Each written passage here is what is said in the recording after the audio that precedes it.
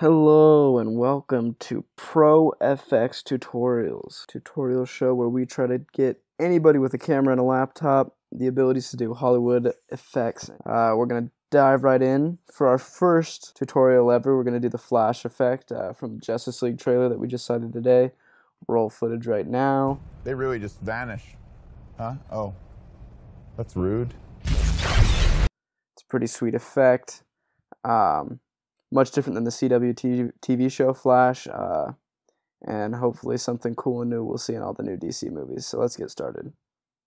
So first, you got your footage right here in After Effects. That's what we're going to be using today, After Effects 2017.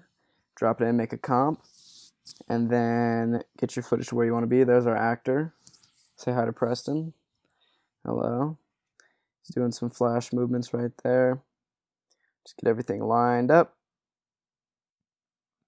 First thing we're going to do is go to our footage layer, go to the end of it once the actor walks off the scene, and we're going to duplicate the layer and freeze frame it right there.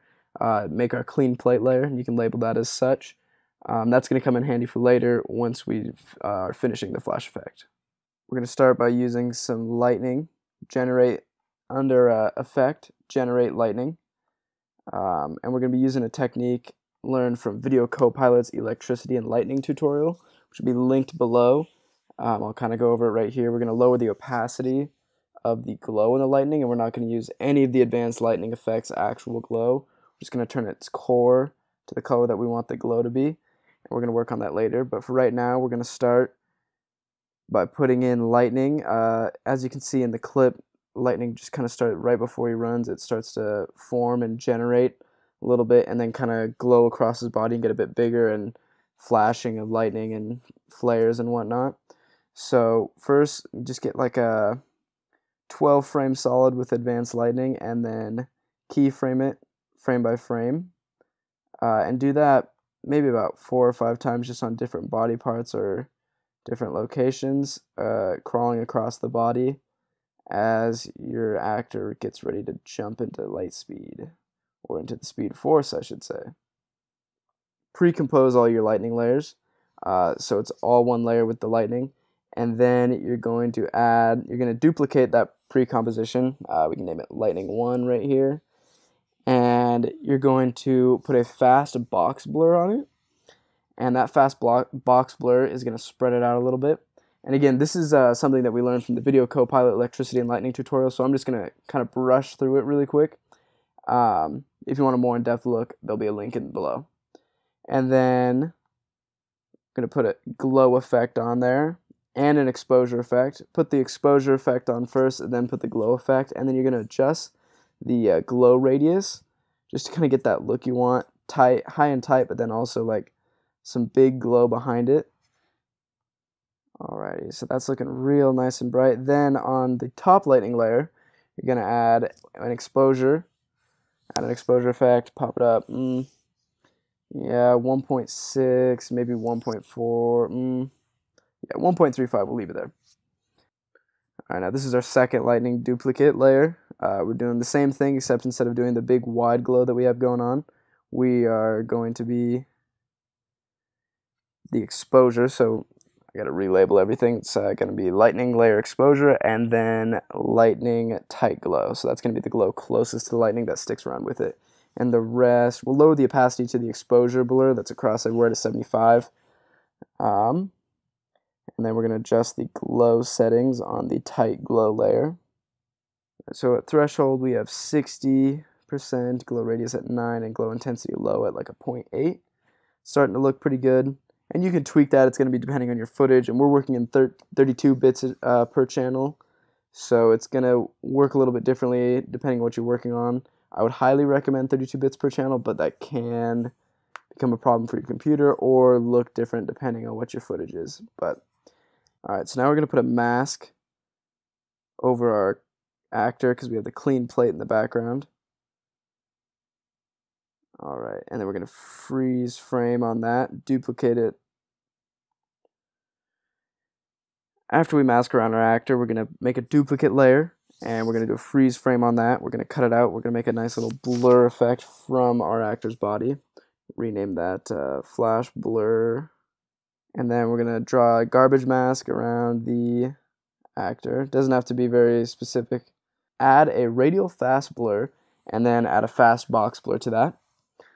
And as you can see, it kind of looks like projecting blur forward, and kind of move it ahead where the actor would be if they were running at super speed. And we're going to adjust that. I'm going to make it a 3D layer, kind of turn it so the radial fast blur looks like it's going the same direction. It's not going out too much.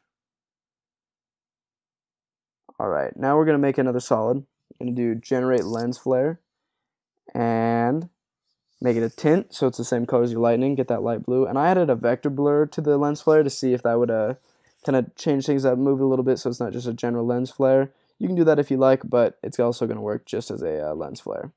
And as you can see, we got a little warning light saying the lens flare and the vector blur are not working too great because we're in 32 bits per channel.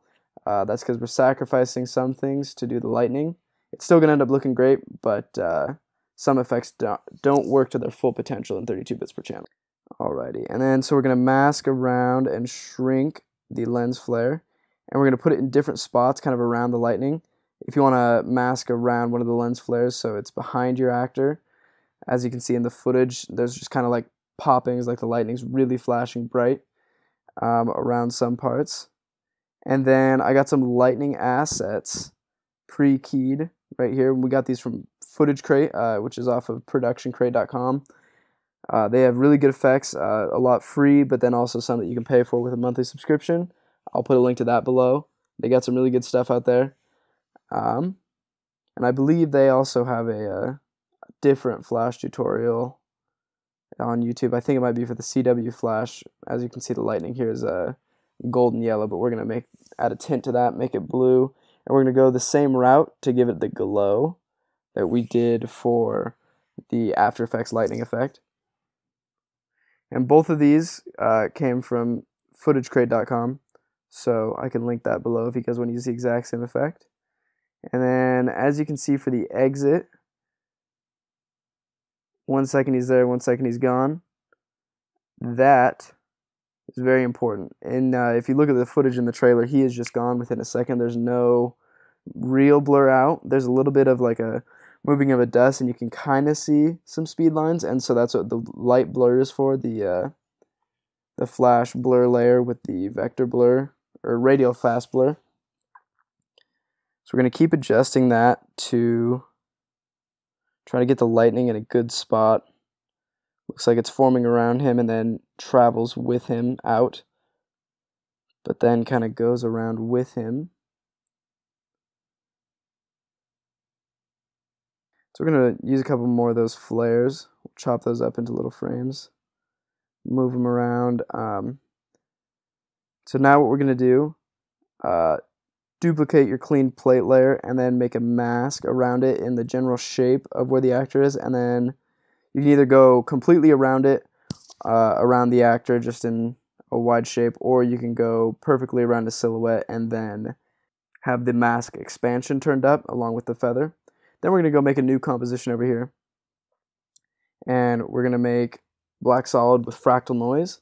And you can really adjust the effects however you want on here, but I'm doing dynamic progressive with sub influence of 72 and scaling of 59. And then I'm going to make the evolution start at 0, 0, and then at the end of the 9-second comp, it's going to be 20, 0. So that's going to be 20 rotations of evolution moving in here. And then we're going to drop that into our flash effect composition, and then mask of your clean plate that you just made. We're going to make a displacement map, and we're going to put the displacement map layer to turbulent noise, which was the name of the composition we just did, and then change the horizontal and vertical displacement to luminance. And as you can see, that kind of just warps the background a little bit. And as you can see in the trailer, the speed force kind of warps energy in the air around him. It's a little bit of just, I think, visual displacement. And actually what we're going to do really quick is double click on our actor layer and do a little bit of roto brushing. This is optional. I'm just going to do a little bit of roto brushing so the background can start displacing around him earlier before he exits the scene. Alright, now what we're going to do right here is we're going to do some CC particle world, that's in simulation particle world. And I have a preset that's used for like air and smoke. You can kind of play around with it, just make sure that the two colors, the birth color and death color, are like both similar grays. And this is going to be really low at opacity, and if you wanted, you could use a smoke asset you got online or from Action Essentials or somewhere like that. What I'm just going to do is put a fast box blur on it and then kind of have it fade out and the opacity change a little bit. And it looks like if we go through that, I think we can add an adjustment layer to change the brightness when the lightning flashes. But other than that, it looks pretty good. Go back through everything, make sure all your effects, make sure all your different lightning colors match up if you're using different assets like I did. And that's looking pretty good. And if you follow all those steps correctly, you'll get something that looks like this. Alrighty, thanks for watching, guys. Hope you enjoyed the first tutorial. Hope you found it useful. Feel free to drop any links to Flash videos that you make using this tutorial in the bio. Send it to me. Drop a link wherever you want. Have fun.